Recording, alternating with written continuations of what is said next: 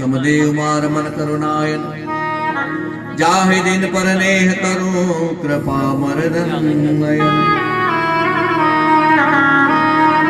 आये हनुमान विराजिए कथा कहूँ मति अनुसार प्रेम सहित गादी धरो पधारिए पवन कुमार। राजा रामचंद्र भगवान की, हनुमान जी महाराज की, पशुपति नाथ की, नारायण देव की, सदगुरु देव की, शिव नम पार्वती पते हर हर महादेव। ब्रह्म प्रणाम प्रणाम गुरु, पुण्य प्रणाम सब संत, करत मंगलाचार शुभ, नासत विघ्न अनंत। हाथ जोड़ विनती करूं, धरो चरण में शीश, ज्ञान भक्ति मोह दीजिए परम पिता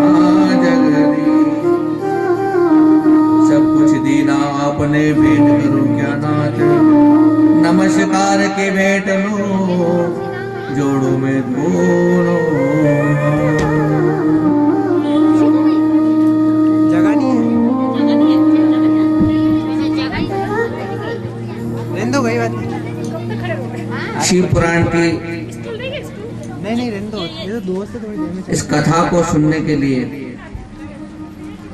आसपास क्षेत्र से, दूर दराज क्षेत्र से जो भी भक्तगण पधारे हैं, ममतामयी, करुणामयी, श्रद्धामयी माताएं, बहनें, छोटे छोटे बाल, लाल गोपाल, सभी को बारंबार जय श्री कृष्ण कहते हुए आइए आज के चौथे दिन की कथा में हम प्रवेश करते हैं। कल कथा का विश्राम हुआ, किसी को याद है कहाँ कथा रुकी थी? किसी को ध्यान आया कथा का रुकी थी कल?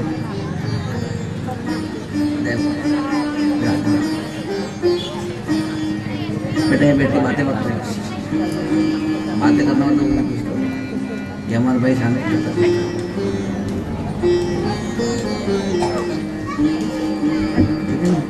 आनंद। कल कथा का काम विश्राम हुआ था, किसने पता है? हाँ, शिवरात्रि में।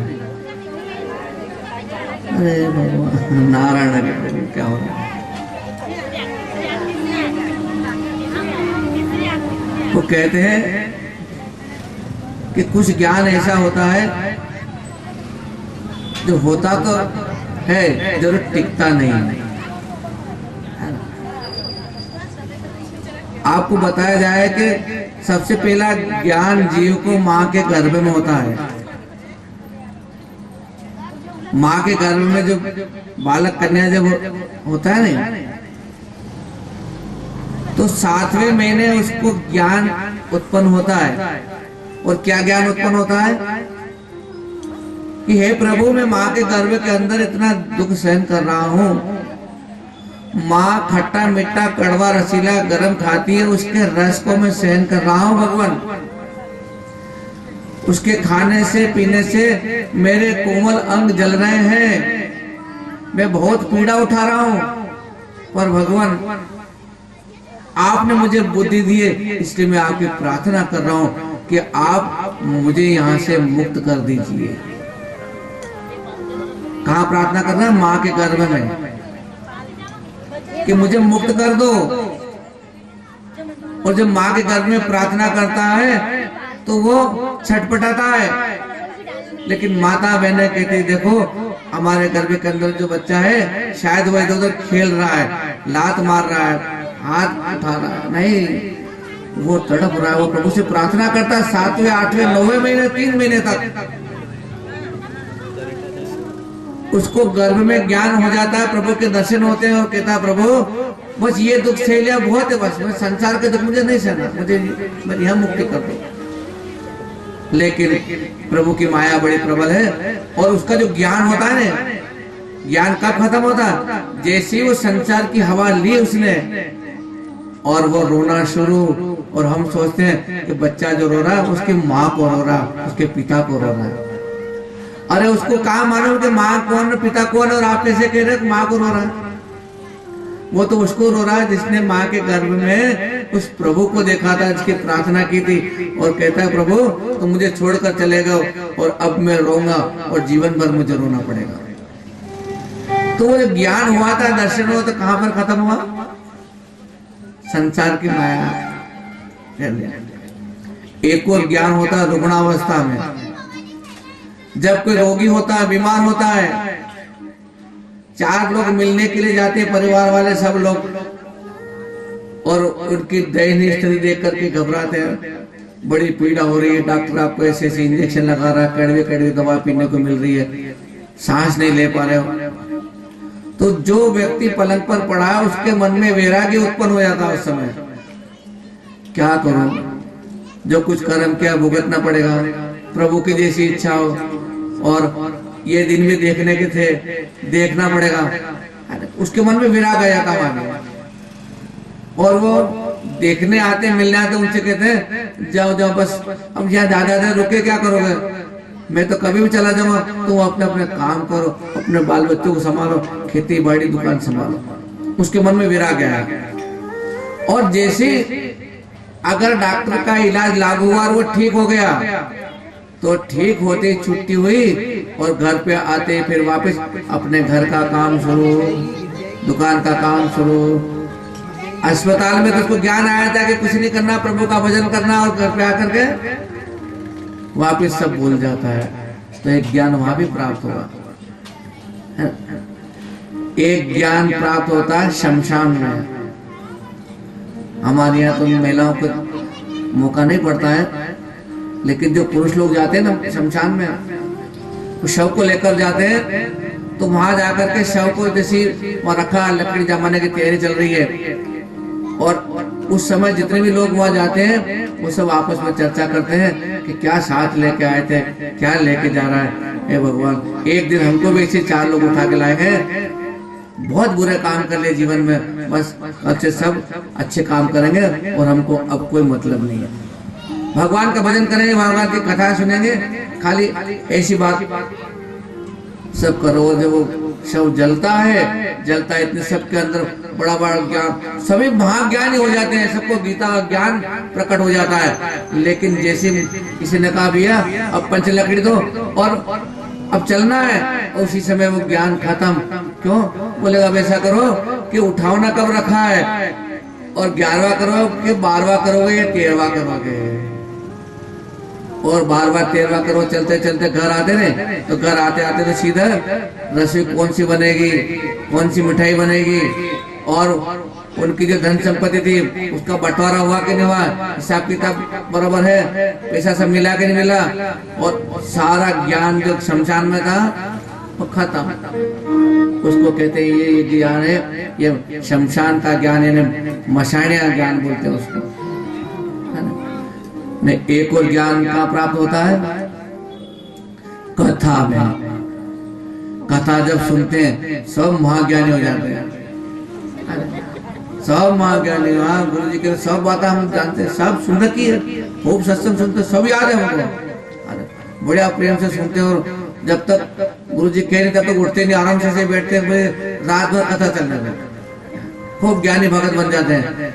और जैसी आरती हुई न, प्रसाद हाथ में हुई, प्रसाद से मुंह पोछा, कपड़े पे पोछा और कपड़ों को झटका, महाराज आपकी कथा आपके पास रखो, हम तो घर चले।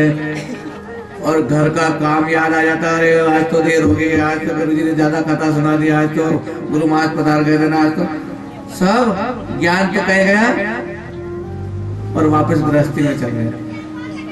तो ये कथा का ज्ञान है। देखो ये ज्ञान जो है टिकता नहीं, ध्यान रखना, भगवान की कृपा है, ज्ञान टिकता नहीं है।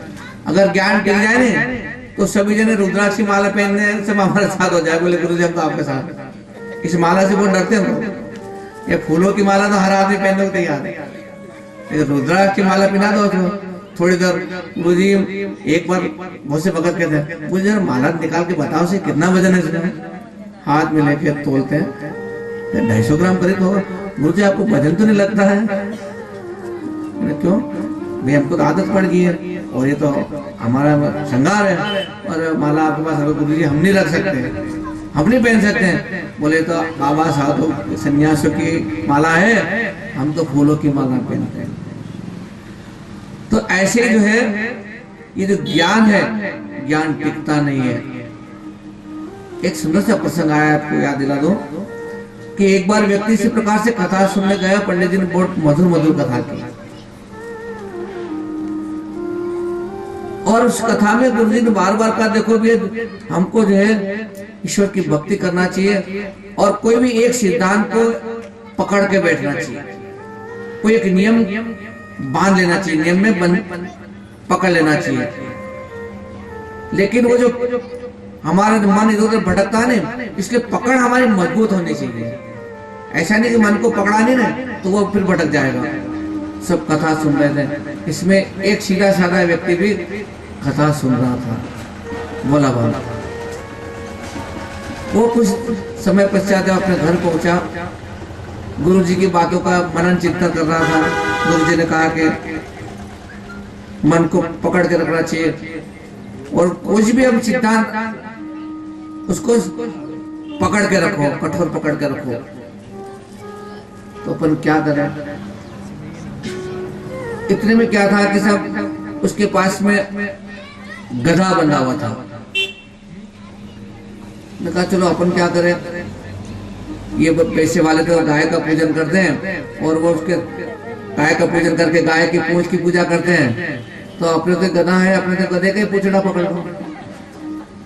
गरीब आदमी, उसने गधे का पूछड़ा पकड़ लिया। अब देखो गधे का पूछड़ा पकड़ लिया, तो कभी किसी ने गधे का पूछड़ा नहीं पकड़ा तो वो एकदम बिदक गया, उछक गया, और उसका तो वो पूछ छुड़ाने लगा। तो भगत ने सोचा कि अगर छोड़ दिया तो फिर कौन सी भक्ति, फिर कौन से भगवान मिलने वाले हैं। उसने और गुरु जी की बात ध्यान रख कस के पकड़ लिया, और वो तो खूंटा उखाड़ के आगे आगे गधा दौड़े, पीछे पीछे पूछ पकड़ रहा, रगड़ा रहा है, गिर रहा है, गुलाटी खा रहा है, खून हमझार हो गए, कई पत्थर कंकड़ नाले कांटे सब लगे जा रहे हैं, छोड़ नहीं रहा है, छोड़ नहीं रहा। ये स्थिति हो गई उसकी कि बिल्कुल बेहोश होने वाला हो। उधर से नारद जी ने इस दृश्य को देख लिया और नारद जी भगवान के लोक में पहुंच गए। नारायण हरि प्रभु। अरे एक भक्त भोला वाला जिसने की कथा के शब्दों पर विश्वास किया, गुरु जी के वाक्य पर विश्वास करके, और उस मजबूत पकड़ के नाम पे उस गधे की पूंछ को पकड़ लिया, जल्दी जाकर उसको दर्शन दो वरना वो छोड़ने वाला नहीं, और वो उसके प्राण पखेर उड़ जाएंगे, कथा पर से विश्वास उड़ जाएगा। भगवान अपना वैकुंठ लोक छोड़कर तुरंत पहुंचे और जाकर के वो दर्शन दिए। ए भैया भगत रुक जा, इसकी पूंछ छोड़ दे और मैं आ गया हूं। तो भगत बोले क्या आप कौन? अरे मैं वैकुंठ का स्वामी नारायण हूं। अरे ऐसे बहुत से घूमते रहते मेले में, 2 रुपये श्रृंगार करके ना, आजकल तो किराए से मिलते हैं, मुकुट लगा कर। कोई भी कहते हैं भगवान ऐसे होता, भगवान क्या? मैं तो नहीं मानता हूँ। अरे मैं सही में भगवान में वैकुंठ लोक छोड़कर के आया हूँ क्या?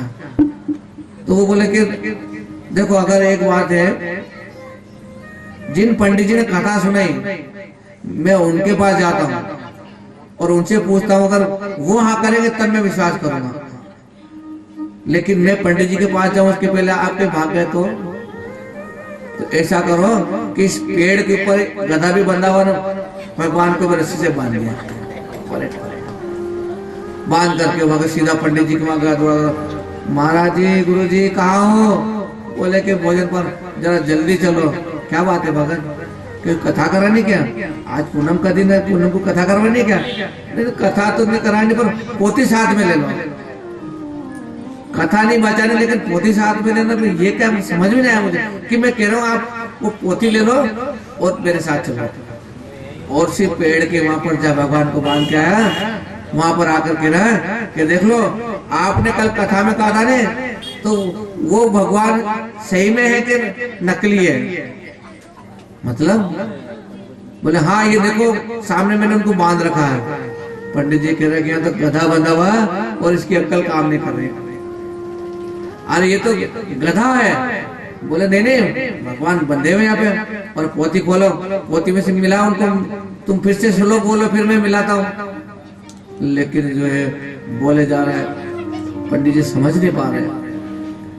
तब उस भगत ने भगवान से कहा कि आप मेरे पंडित जी को क्यों नहीं दिख रहे हो? अब पंडित जी हाँ करेंगे जब भी मानूंगा मैं। पंडित जी मेरे को दिखे तो हाँ करोगे, नहीं दिखे तो कैसे हाँ करोगे?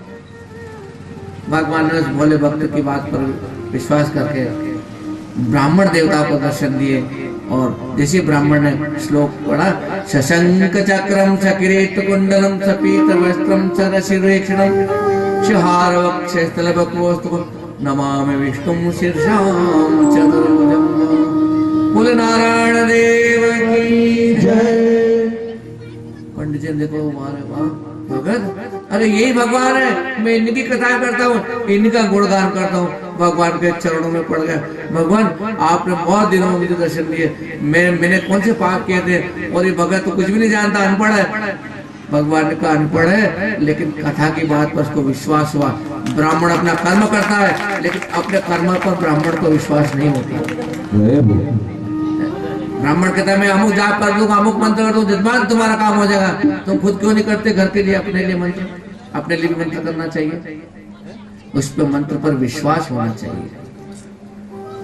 जब हम बच्चों को पढ़ाते थे तो छोटे छोटे बच्चे हमारे पढ़ने आते थे, तो एक बार अपने इसी क्षेत्र की बात है, उसकी दादी माँ को बीमारी लग गई बालक के। तो वो बोले कि गुरुजी हम जगह जगह जप करने जाते हैं, पाठ करने जाते हैं, तो अमुक अमुक जजमान का काम हुआ, उनकी बीमारी दूर हुई। हम मेरी दादी माँ की को डॉक्टर ने ये बीमारी बताई कैंसर की, तो क्या ये उस मंत्र से ठीक हो जाएगी? मैंने कहा तो हम अपन सब जगह मंत्र करने जाते हैं जपने, तो आप भी जपो। तो उसको बालक को थोड़ा विश्वास कम हुआ। मैंने कहा ठीक है, ये जिस पोथी से अपन बांटते ना, ये मेरे पास पोथी है, पोथी ले जा और इस मंत्र का तुम आपके पास बैठ करके जाप करना। भगवान शिव की कृपा से 2-3 बार जो रिपोर्ट आती है कैंसर की, पहली रिपोर्ट, दूसरी रिपोर्ट, दूसरी रिपोर्ट में कैंसर कम और तीसरी में उनका पूरा कैंसर खत्म हो गया। मैं अभी कथा में व्यक्ति का नाम नहीं बताऊंगा, खाली कथा बताइए, मैं आपको बाद में बता दूंगा कौन व्यक्ति कौन बालक था वो। कहने का मतलब कथा में विश्वास हो, मंत्रों पर विश्वास हो, तो भगवान की प्राप्ति क्यों नहीं होती है।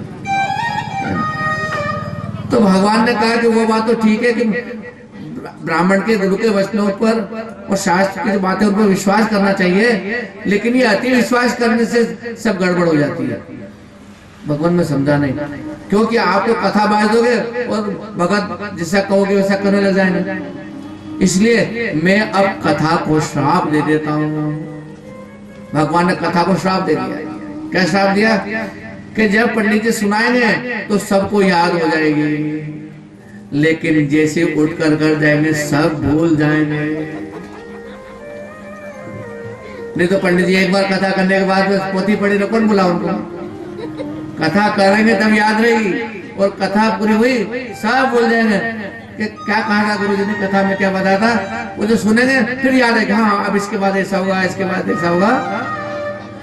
तो वही हुआ कि जो ज्ञान होता है, ज्ञान मिलता है, ज्ञान टिकता नहीं है। तो कल की कथा का जो विश्राम हुआ था, केवल इतनी सी बात के लिए आपको इतनी कथा सुनने को दूसरी मिल रही कि कल की कथा में गुरुजी भी विराजमान थे और उन्होंने उनके मुंह से भी कहा था कि अंत में जाकर के वो यज्ञदत्त का लड़का जो गुणनिधि था, और गुणनिधि भी पाप कर्म करके सब संपत्ति जाकर के चोर चकों को दी और शिवरात्रि की पूजा का प्रसाद पाया, और मरने के बाद में वो अगले जन्म में कलिंग देश का राजा बना, और उसने घर घर में यानी मंदिर मंदिर में जोत जलाने का निर्णय लिया कि हर मंदिर में जोत जलना चाहिए, दीपक जलना चाहिए। जब मरने के बाद में वो राजा फिर जब अन्य लोक में जो पहुंचा, तो उसके ऊपर फिर कृपा हुई कि उसको भगवान ने अपना खास मित्र बनाया, यानी कुबेर बनाया। धनपति कुबेर का स्थान मिला उसको, और भगवान स्वयं सब छोड़ करके वापस कैलाश पर जाकर बैठ गए। ये कल तक की कथा हमने सबने सुनी थी। तो नारद जी इस प्रकार ब्रह्मा जी से फिर पूछते, भगवान आप तो सर्वज्ञ हो और मुझे बताने की कृपा करें कि शिव जी सती के साथ विवाह करके कैसे गृहस्थी बने, कैसे गृहस्थी बना? सती के साथ भी विवाह किया भगवान ने। तो सती का प्रसंग कृपा करके गुरुदेव आप मुझे बताइए। ब्रह्मा जी ने नारद को बताया कि सबसे पहले मैं देवी का स्मरण करके प्रार्थना करने लगा। ब्रह्मा जी किसकी प्रार्थना कर रहे हैं? देवी की। हे मातेश्वरी, हे जगदम्बा, आप मेरा कार्य पूरा कीजिए। और मैं बार बार जब माता की स्तुति करना प्रार्थना कर रहा था, तो स्तुति करते करते वहां पर माँ भगवती चामुंडा प्रकट हो गई। बोले अम्बे मात की जय। देखो अम्बे माँ जब वहां पर, अम्बे माँ का स्वरूप क्या था? चामुंडा का 4 भुजाओं वाली शेर पर सवार थी और हाथ में एक कलश लिए हुए थे। माँ का स्वरूप कैसा था? चामुंडा कलश लिए थी। उनका मुख शरद की चंद्रमा की भांति चमक रहा था, और मस्तक पर चंद्रमा और उनके 3 नेत्र थे। उनके पैरों के नखों की अद्भुत कांति थी। मैंने चामुंडा माँ को देख करके उनकी स्तुति की। देखो माता की स्तुति कर रहे हैं। हे सनातन शक्ति, आप संसार को मोहित करने वाली हो माँ, त्रिलोकी की रचना और संहार करने वाली माँ जगदम्बा आप ही हो। तुम गणों से परे योगियों से पूजित हो, उनके हृदय में वास करने वाली हो तुम। तेरे योगियों के आह्वान से आप प्रकट हो जाती है। जब कोई आपका आह्वान करे तब आप प्रकट हो जाती हो। तो जगदम्बा खुद बोलने लगी, ब्रह्मा जी, आपने मेरा स्मरण क्यों किया? मैं कैसे आपको याद आई? कुछ बताइए मुझे। तब ब्रह्मा जी बोले, हे सर्वज्ञानी, सर्व ज्ञान दात्री, मेरा मनोरथ मेरे मस्तिष्क में उस समय निकला जब भोले शंकर रुद्र नाम से योगी बनकर के कैलाश पर निवास करने लगे और वे तपस्या में लीन हो चुके थे। वे दूसरा विवाह नहीं करना चाहते थे। अतः कृपा करके माँ, आप भगवान शंकर को मोहित कीजिए और आप दक्ष प्रजापति की कन्या बनकर के भोलेनाथ की पत्नी बन जाइए, भोलेनाथ की पत्नी बन जाइए। जब इतनी प्रार्थना की जगदम्बा से, तो हम भी जगदम्बा की प्रार्थना कर रहे हैं। अरे जगदम्बा की प्रार्थना, क्योंकि माँ के बिना तो काम चलेगा नहीं। पिताजी तो है ही है, चम चम चम के मारा है।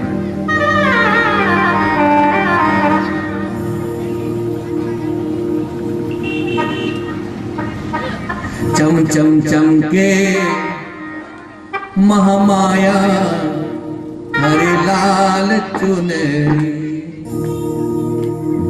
चम चम चम के महामाया हरे लाल चुनरी, चम चम के महामाया हरे लाल चुनरी, चम चम के महामाया हरे लाल चुनरी, चम चम चम के महामाया हरे लाल चुनरी, लाल चुनरिया हीरा मोतिया सुजड़ी, लाल चुनरी हीरा मोतिया सुजड़ी, चम चम चम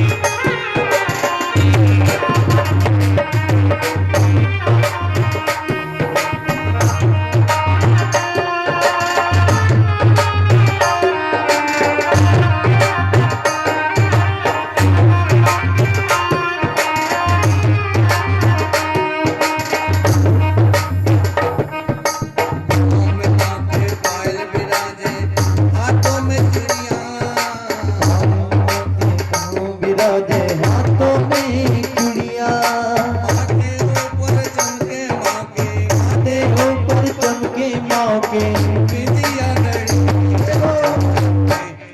माया के लाल चुनरी। चम चम चमके माया मौके लाल चुनरी।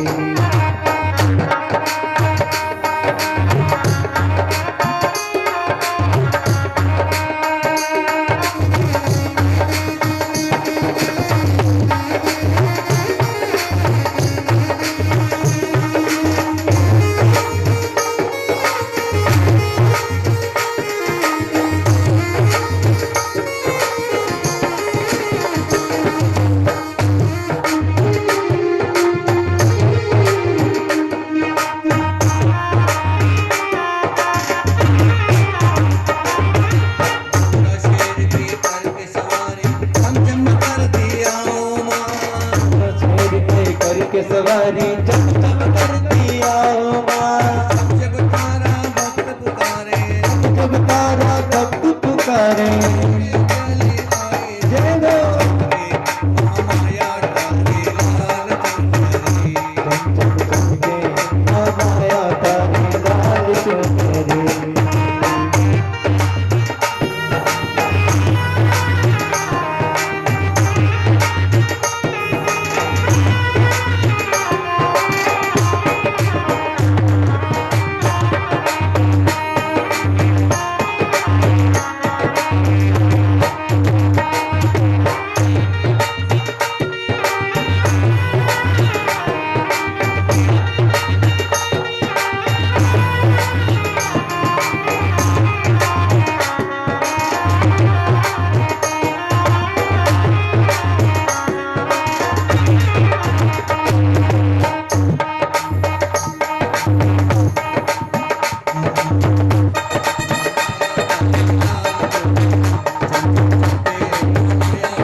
लाल चुनरी, चमके माया तारी लाल चुनरी। बोले अम्बे मात की जय हो। तो ब्रह्मा जी ने क्या कहा माता से कि शिव जी विवाह करे, ऐसा उपाय करना है और आप दक्ष की कन्या बन करके भोले शंकर की पत्नी आपको बनना है। जब नारद जी को बताया कि मेरे आदेशानुसार दक्ष ने 3000 वर्ष तक नियमित रूप से तपस्या की। देखो दक्ष ने कन्या की प्राप्ति के लिए कितनी तपस्या करी। कन्या की प्राप्ति के लिए अच्छा अभी कोई ऐसा माता बहन है जो कि हमारे घर पे बेटी हो इसके लिए कोई मानता मानने गया हो देवता ने?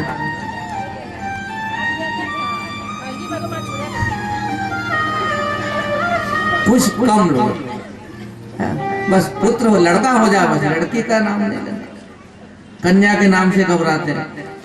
लेकिन दक्ष प्रजापति ने 3000 साल तक तपस्या करी कि मुझे कन्या की प्राप्ति हो, और इस प्रकार साक्षात जगदम्बा देवी ने प्रकट होकर को दर्शन दिए और कहा कि राजन आपके मन में जो संकल्प है ना मैं उसको अच्छी तरह से जानती हूँ, फिर भी अगर तुम कुछ चाहते हो तो बताओ। कि पूर्ण अवतार भगवान शिव ने इस प्रकार रुद्र का अवतार लिया है, लेकिन आपने अभी तक मैं यह अवतार नहीं लिया है। बताओ शिव की पत्नी कौन बने? आप ही उनको मोहित करके उनकी पत्नी बनो। इस प्रकार भगवती जगदम्बा ने दक्ष को वरदान दिया कि मैं तुम्हारी पत्नी के गर्भ से पुत्री के रूप में जन्म लूंगी और कठिन तप करके शिव जी की पत्नी बनोगी। और यह सुनकर दक्ष प्रजापति बड़े प्रसन्न हुए और इस प्रकार देवती वहां से अंतर्धान हो गई। समय के अनुसार दक्ष ने अपनी पत्नी के गर्भ से 60 कन्याओं का जन्म दिया। कितनी कन्या हुई? एक नहीं, 60 कन्याओं का जन्म हुआ है तथा उनका विवाह करवाया। अब दक्ष ने 60 कन्या किस किस को दी है सुनिए। 10 कन्या धर्म को दी, 13 कन्या कश्यप ऋषि को दी, 2 भूतादि रस को दी और शेष गरुड़ को दी। दक्ष प्रजापति की इन संतानों से तीनों लोक भर गया। इसके पश्चात दक्ष ने फिर देवी की आराधना की। तब देवी बालक का रूप धारण करके पास से बैठ के कहने लगी।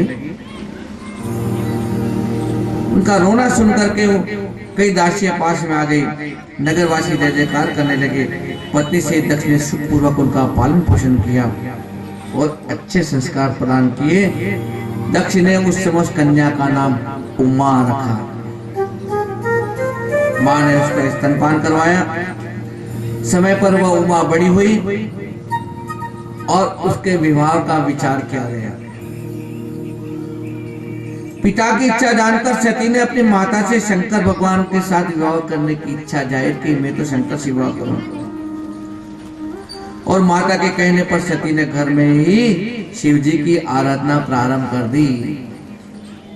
अच्छा वर की प्राप्ति हो इसके लिए घर में ही बैठे कन्याएं जो है उपाय करें, पूजा करें, जप करें और आश्विन माह की नंदा तिथि में गुड़ चावल नमक आदि से शिव जी का पूजन किया। 1 साल तक सती ने इस प्रकार शिव जी का पूजन किया। तब किया तब ब्रह्मा जी बोले कि जब उस तप के प्रभाव से हम सब सती के तप को देखने के लिए वहां पहुंचे और मैं विष्णु शिव जी के पास गए। वहां पहुंचकर उन्होंने हाथ जोड़कर स्तुति की। हमारे स्तुति से भगवान आप प्रसन्न हुए। शिव जी ने हमारे आने का कारण पूछा, आप क्यों पधारे दोनों यहाँ पर? तब हम दोनों ने कहा, स्वामी हम आप हमारा साथ दीजिए। हम दोनों ने स्त्री स्वीकार कर लिए। अब आप भी देवताओं की भलाई के लिए कोई स्त्री को स्वीकार कीजिए। ब्रह्मा के ब्रह्माणी थी, विष्णु के लक्ष्मी थी। तो शंकर भगवान बोले, हे ब्रह्मा जी, हे विष्णु जी, अरे मैं तो अवधूत हूं, मुझे स्त्री क्या आवश्यकता है? मुझे तो योग में आनंद मिलता है। आप लोगों के हट से तथा भक्तों की इच्छा से मैं विवाह कर भी लूं तो आप उस काम रूपिणी योगिनी को तैयार कीजिए। अगर आप ज्यादा जिद कर रहे हो तो ऐसी कोई योगिनी हो उसको तुम तैयार कीजिए जो कि मेरे साथ रह सके। इस प्रकार शिव जी ने जो कहा, ब्रह्मा जी और विष्णु वहां से चले गए। समय के अनुसार सती ने नंदाव्रत का जब अनुष्ठान किया तो उसके प्रभाव से साक्षात भगवान शंकर उनको दर्शन देने पहुंच गए और सती ने लज्जावश सिर झुकाकर उनके चरणों में प्रणाम किया। शिव जी ने उमा को आशीर्वाद दिया और वर मांगने के लिए बोली। सती बोली, भगवान यदि आप मुझे कुछ देना चाहो तो मुझे पति बनाकर, अपनी पत्नी बनाकर साथ रखें। शिव जी ने आशीर्वाद दिया, तथास्तु। और इस प्रकार सती बोली, है प्रभु मेरे पिता के समक्ष विवाह करके मुझे अपने अर्धांगिनी स्वीकार कीजिए। शिव जी तो हिमाचल पर चले गए और उन्होंने मेरा स्मरण किया। ब्रह्मा जी के मेरे पतित होने पर दक्ष के पास कन्यादान हेतु भेजा और मैंने जाकर दक्ष से कहा, तुम कन्या का हाथ शिव जी को सौंप दो। ब्रह्मा जी ने कहा, मेरे शिव जी के पास पहुंचने पर उन्होंने सती का हालचाल पूछा, दक्ष का भी विचार पूछा। मैंने सांत्वना देते हुए भगवान शिव को सब समाचार बताए और दक्ष अपने पुत्र का विवाह आपसे करने में सहमत है। अब आप शुभ मुहूर्त निकालिए और पानी ग्रहण कीजिए। विष्णु भगवान भी उस समय वहां पर पधार गए। मलची आदि पुत्र भी विवाह में सम्मिलित होने के लिए आ गए और चैत शुक्ल त्रयोदशी को फाल्गुन नक्षत्र में शिव जी ने प्रस्थान किया और देवताओं तथा जीवगणों के साथ बहुत बड़ा उत्सव मनाया गया। पहले सती का विवाह हो रहा है समझना। और नंदीश्वर पर आरूढ़ होकर भगवान शिव शीघ्र दक्ष के यहाँ पहुंचे और दक्ष ने विधि पूर्वक शिव जी का स्वागत किया। शुभ लग्न में सती का कन्यादान कर दिया। देखा कि नर मुनियों ने शिव जी की स्तुति की, सब ताली बजा करके आनंद ले में बोले शंकर भगवान की। शिव और सती भगवान की जय हो। क्या शिव जी सती के साथ में विवाह किया है और कहते हैं कि नृत्यगान आदि करके बड़ा भारी उत्सव मना गया है। तो हम भी एक छोटा सा उत्सव मना लें और उत्सव का आनंद लें।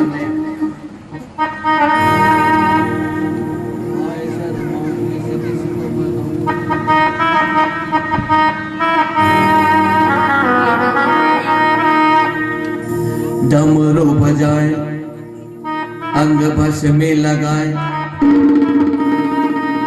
और ध्यान लगाए किसे का न जाने वो डमरू वाला, न जाने वो डमरू वाला, न जाने वो डमरू वाला, न जाने वो डमरू वाला। डमरू बजाए अंग भस में लगाए और ध्यान लगाए न जाने वो डमरू वाला, न जाने वो डमरू वाला, न जाने वो डमरू वाला, न जाने वो डमरू वाला। सब देवों में वो देव निराला, हे सब देवों में वो देव निराला। हे बड़ा मतवाला, डमरू बजाए अंग भस में लगाए और ध्यान लगाए न जाने वो डमरू वाला, न जाने वो डमरू वाला। न जाने वो डमरू वाला, न जाने वो डमरू वाला।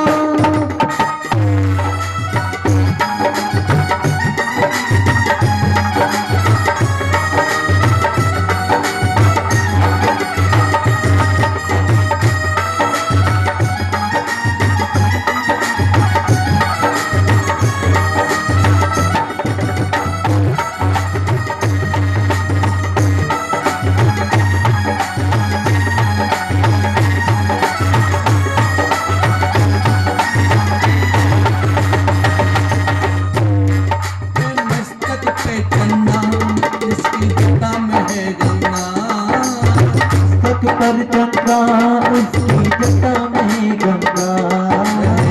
पार्वती संग में समारे है बूढ़ा नंगा, पार्वती संग में उसके घोड़ा चंदा। ओ कैलाशी ओ अविनाशी, ओ कैलाशी ओ अविनाशी। आने सर्पों के माला, डमरू बजाए अंग भस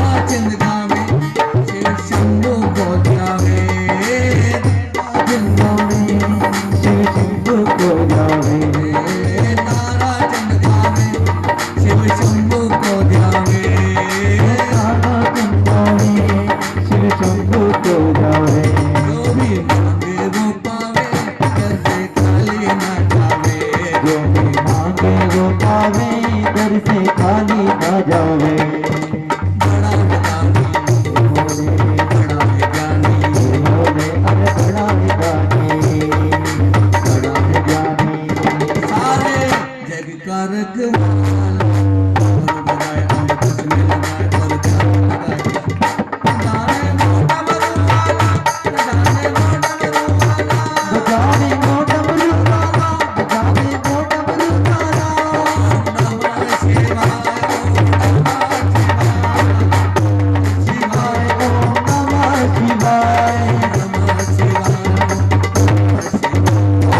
नमः शिवाय नमः शिवाय ओम नमः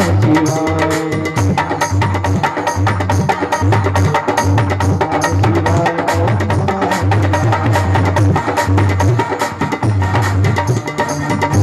नमः शिवाय शंकर भगवान की जय। जब ब्रह्मा जी आगे कहते हैं कि एक बार सती ने भगवान शिव को प्रश्न देख करके उनसे पूछा,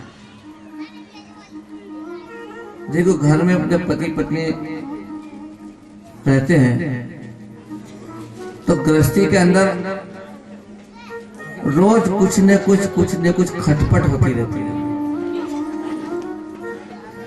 अच्छा, कोई ऐसा घर जहाँ कुछ खटपट नहीं होती है किसी बात में, पति पत्नी के बीच में कुछ न होती रहती है, लेकिन एक दिन जरूर ऐसा होता है कि जिसमें पतिदेव प्रसन्न रहते हैं, और जिस दिन पतिदेव प्रसन्न होते हैं उस दिन पत्नियों की दाल गलती है।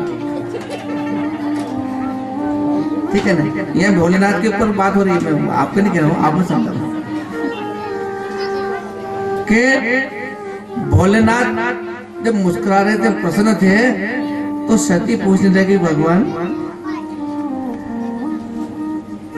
अरे मैंने बहुत साधना की, बहुत पूजा की ने, जब आप मुझको मिले और आपके साथ मैं भी बड़ी खुश हूँ, लेकिन यह जीव संसार में जो रहता है ये संसार पार कैसे करे भगवान? क्योंकि संसारी जीव इस प्रकार से प्रसन्न नहीं रह पाते हैं, वो कहीं ना कहीं दुखी जरूर होते हैं। तो भगवान शिव कहने लगे, हे महेश्वरी, विज्ञान का परम तत्व है कि ब्रह्म का स्मरण करना ही ब्रह्म से परे है। भगवान का रोज जप करो, उस परम पिता परमात्मा परमेश्वर विश्वेश्वर का ध्यान करो।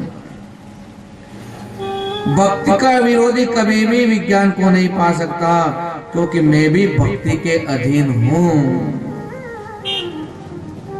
और भक्ति के कई प्रकार बताए हैं, तो भक्ति सगुण और निर्गुण दो प्रकार की होती है। भक्ति जानते हो, भक्ति के भेद तो नो, लेकिन भक्ति दो प्रकार की, सकाम और निष्काम भक्ति। एक भक्ति तो वो है नवदा भक्ति, श्रवणम कीर्तनम स्मरणम सेवनम दास अर्चना वंदना सख्या और आत्मसमर्पण। बहुत सारी भक्ति है, लेकिन इतनी भक्ति कलयुग में नहीं हो पाती है। तो कम से कम केवल एक भक्ति जो है, जो विशेष फलदायक है, भगवान का भजन करो, भजन करो, खूब भजन करो। और जो ऐसी भक्ति करेगा वो सर्वोत्तम कहलाएगा, मैं भी उसकी सहायता करूंगा। भगवान शंकर ब्रह्मा जी से कह रहे हैं, क्योंकि मैं भी भक्ति के वश में हूँ। साथ ही शिव के भक्तों का महात्मा, इतिहास, कथा, इस सब का सब शास्त्र में वर्णन किया गया है। जब भी कथाएं सुनते हैं उसमें भक्तों के वर्णन इसलिए ज्यादा आते हैं कि अमुक ने अमुक भक्ति करी, भगवान को ऐसे प्राप्त किया। इस प्रकार ब्रह्मा जी और शिव जी की भी जो चर्चा हुई, कुछ समय बाद भगवान शिव वापस दूसरे स्थान पर चले गए, हिमालय पर इधर उधर विहार कर रहे थे। और एक बार भगवान शंकर सती जी के साथ नंदीश्वर पर बैठकर दंडकारण्य वन में गए। कहां पर गए? दंडकारण्य वन में गए, और वहां पर उन्होंने सती जी को स्थान बताया भगवान शंकर ने कौन सा स्थान बताया कि देखो ये वही जगह है जहां पर रावण आया था और छल कपट करके सीता का हरण करके ले गया। और जैसे ही सीता का हरण कर करके ले गया तो भगवान राम जो है उनके विरह में सबसे पूछने लगे, तुम्हें पता है सीता कहाँ है? क्या तुम बताओगे सीता कहाँ है? इधर जाए उधर जाए, इधर जाए उधर जाए। भगवान शंकर ने सीता जी का पता पूछ रहे थे। भगवान शंकर कहते श्री राम की जय प्रणाम किया और उस स्थान को भगवान शंकर ने नमन किया, हे प्रभु आपने क्या लीला की थी। और जैसे भगवान राम का नाम लिया शिव जी ने, वहां पर भगवान श्री राम प्रकट हो गए। बोल राजा रामचंद्र भगवान की। ईश्वर भगवान शिव जी के माया से मोहित होकर सती जी से पूछा, हे प्राणेश्वर आप सर्वोच्च हैं एवं सभी देवताओं के प्राणेश्वर हो भगवान, फिर आपने मनुष्यों की तरह वन में विचरते हुए श्याम वर्ण और गौर वर्ण वालों को प्रणाम क्यों किया? अब सती के मन में फिर शंका हो गई कि भगवान आपने कहानी बता दी, लेकिन आपने अभी भी जिनका नमन किया, एक काला काला सा न गोरा गोरा सा, जो दोनों जंगली है, जंगल में लोग हैं, भटक रहे हैं, और आप ऐसा कौन सा इन दोनों में गुण है जो आपने नमस्कार किया? मेरी शंका का समाधान कीजिए। भगवान शंकर कहने लगे, क्या बताओ है देवी, इन्हें मैंने वरदान के प्रभाव से प्रणाम किया है। ये सूर्यवंश में उत्पन्न दशरथ के पुत्र राम और लक्ष्मण है। इस श्याम वर्ण वाले राम और विष्णु के अवतार हैं और गौर वर्ण वाले लक्ष्मण जो शेषावतार है। ये पृथ्वी पर साधुजनों की रक्षा करने के लिए, कल्याण करने के लिए पृथ्वी पर अवतरित हुए। इतना बताकर सीधी तो चुप हो गए, लेकिन सती का संदेह अभी भी नहीं गया। अभी मन में शंका है। देखो किसी के मन में अगर शंका हो ने तो उसके शंका का समाधान तो भगवान भी नहीं कर सकते। शंका बढ़ गया, उसका इलाज क्या कि भगवान भी उसका इलाज नहीं कर सकते। ये सती को शंका हो रही, भगवान ने इतनी कहानी बता दी, उसके बाद भी सती नहीं समझ पा रही है। हे देवी, लगता है तुम्हारे मन में शंका है। चलो ठीक है, मैं यहाँ वृक्ष के यहाँ बैठा हूँ और तुम जिस प्रकार चाहो तुम अपना काम कर लो, चाहे तो उनकी परीक्षा ले लो, मैं तुम्हारे आने का इंतजार करूंगा, तुम्हारी प्रतीक्षा करूंगा। सतीन का ये बात तो ठीक है, भगवान मैं कर लूंगी परीक्षा। अब विचार करें कि इन दोनों की परीक्षा कैसे की जाए। राम और लक्ष्मण तो उन्होंने सोचा कि क्या मैं सीता जी का रूप धारण कर लूं, और सीता जी का रूप धारण करके इनके सामने जाऊंगे तो ये समझेंगे सीता जी सामने आ गई क्योंकि उनको ढूंढ रहे हैं, बड़ा अच्छा लगेगा। और यदि राम वास्तविक रूप में विष्णु के अवतार होंगे तो मुझे पहचान लेंगे, अथवा वो पहचान नहीं पाएंगे। तो सीधी ने कहा नहीं कि तो विष्णु का अवतार है, इसलिए मैं इनकी परीक्षण करती हूँ। और सती ने क्या किया कि सीता का रूप धारण करके जैसे सामने पहुंचे और राम जी ने देख करके हाथ जोड़ कर कहने लगा, शिव जी का नाम लेकर के, भोलेनाथ आपकी जय हो। और शिव जी का नाम लेकर के प्रणाम करके बोले, हे माता, हे माता, अरे आप अकेली हो, हमारे भोले बाबा कहाँ है, अकेले कैसे आ गई हो? अब वो तो सोच रही थी कि मैं तो सीता बनकर जाऊंगी तो मुझे पत्नी समझ आएंगे, लेकिन ने कहा कि भाई मेरे भोलेनाथ कहाँ है, माता आप यहाँ पर अकेली क्यों घूम रही हो? जंगल में अकेले घूमना ठीक बात नहीं है। आपने अपना रूप त्याग करके ऐसा रूप क्यों धारण कर लिया? माँ सती आप सीता क्यों बनी हो? जैसे ही सती ने बात को सुना तो शर्म के मारे सिर झुका लिया, लज्जा आ गया। अब क्या करूं, चोरी पकड़ी गई। तब उन्होंने शिव जी के कहे वचनों का स्मरण किया। भगवान भोलेनाथ ने सही कहा था कि यही विष्णु का अवतार है, राम है। हे राम, मैंने आपकी प्रभुता को जान लिया है, अब आप मुझे बताओ कि शिव जी ने आपको प्रणाम क्यों किया, मेरा संदेह दूर करो। तो ये तो ठीक है कि आप विष्णु के अवतार हो, पर भगवान शिव ने आपको क्यों प्रणाम किया? क्योंकि प्रणाम का भी बहुत बड़ा लोगों में शंका होती है कि किसको प्रणाम करो ना किसको नहीं करो। अच्छा ये बताओ, घर के परिवार में बैठे हो और कोई मेहमान आता है और मेहमान आपसे परिचित नहीं है, घर वालों से परिचित है, तो उसको समझ में नहीं पड़ता है घर में बैठे सभी को चरण छूना चाहिए। वो सबको तो नजरअंदाज करके चला जाता है, कहा कि हमारे बुआ जी का, कहा काकी जी के, उनके दोग लगाना चल जाता, भाभी का। अरे भाई जितने भी मेहमान बैठे इनके भी तो चरण छुओ, लेकिन उसको पता नहीं होता है महत्व के उसके चरण छूना चाहिए। ध्यान रखो, जब हम किसी परिवार में जाएं, जो आपसे बड़ा है उसके तो चरण छूना ही चाहिए।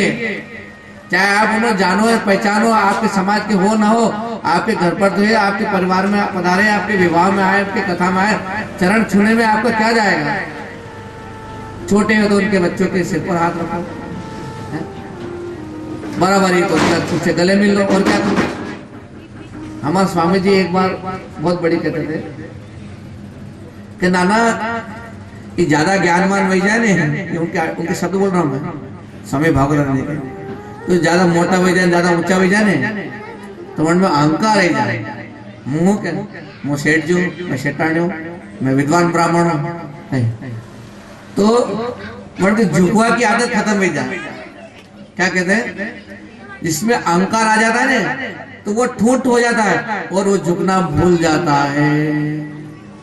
तो ध्यान रखना कि जो ठूठ होता है ना, ठूठ होली के दिनों में ठूठ को ढूंढते काटने के लिए, जलाने के लिए ठूठ ढूंढ के लाओ।